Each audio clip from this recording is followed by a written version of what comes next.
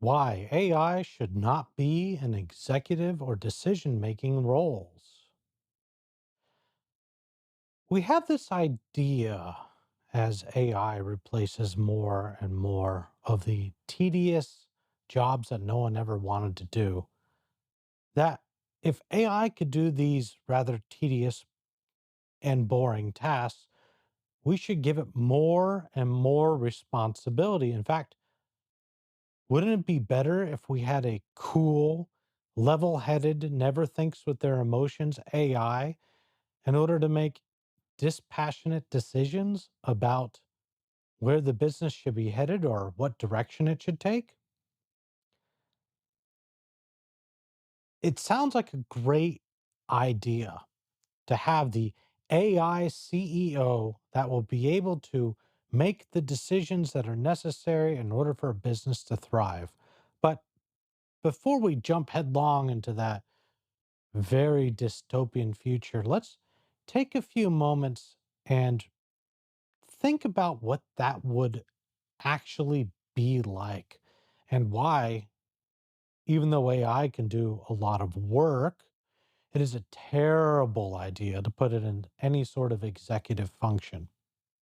And it isn't for a lack of trying. Many people have thought, well, if we could have AI sit down and take on a persona like Socrates, like Descartes, like all these other famous philosophers, and use that as a executive decision committee to find the ethical correct choice, and then pass that along to the AI CEO, which will then take their opinion in and then execute. It sounds like a really good checks and balance system until you actually get to the real world implication of what that would mean. So, right now, here in USA land, we have these very convenient machines called corporations by which individual profit can be acquired through these corporations. But when it comes to responsibility, it's the collective. So if a corporation doesn't comply with some sort of regulation, it can be fined, as opposed to the individual who run the corporation getting sent to jail for not complying. But that's always predicated upon the idea that if someone acted so egregiously that the corporate veil can be pierced and those individuals can be personally held responsible for their decisions. Now, that's important for AI in the terms of being on a leadership position or even a managerial position, is that how do you hold AI accountable if it does not go the way you think it will go? And believe me, AI will absolutely deviate from whatever genius prompt that you have over time because of learning drift, because of drift in general, or just because it hallucinates. And you have to ask yourself, if we're going to put this in a business setting where it's doing work, that's one thing, because its work is ultimately held accountable by a human who has to take responsibility for it. But if you have AI in an executive position or even a managerial position where its decisions determine what goes and what doesn't, then that level of accountability is lost in the workplace. What's even worse than its loss of accountability is eventually someone's going to be held responsible for its output. And if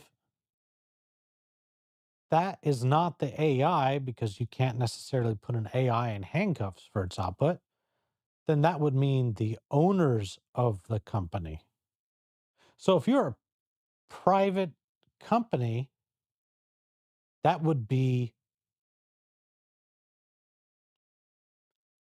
the actual owners. But if it's a public company and you have an AI CEO and it does something inappropriate, that which it has to be held accountable for, then whoever owns the stock may be inflicted the penalty. And I'm pretty sure that's going to pan out if AI ever hold leadership positions.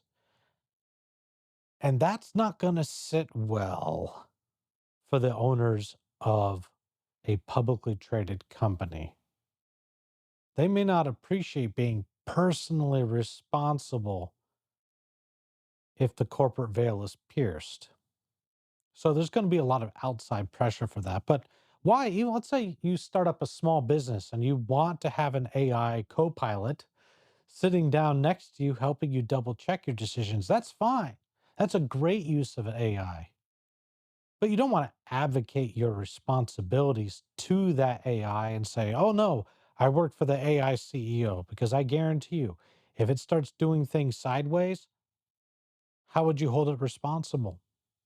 How would you even know what it's doing is appropriate, because it may outclass your intelligence?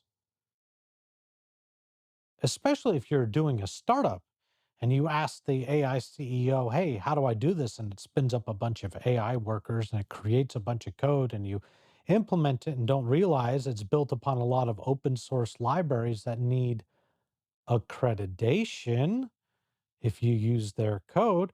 How do you know that the AI is going to properly accredit it? In fact, that's the common question people have right now with AI generated code is it taking little chunks from open source projects? And that's a good question, because it can write its own code, don't get me wrong. But is that a risk that a startup is willing to take? Now that's something that will have to be thought through. So I hope I've thoroughly convinced you that AI in leadership and managerial positions is not going to happen. In fact, this ties into my previous episode where I talked primarily about how humanity will strike back. And I didn't touch upon this topic of one of the ways humanity gets a say in how AI is implemented in the workplace, because I felt it was so important and need to be talked about on its own, that ultimately, we want someone responsible for when things go sideways. And you can't hold AI responsible. After all, despite its appearance of intelligence, it is at the moment just a tool. Can you hold a hammer responsible for hammering things? No, but you could certainly hammer in the point that the person wielding the hammer is responsible.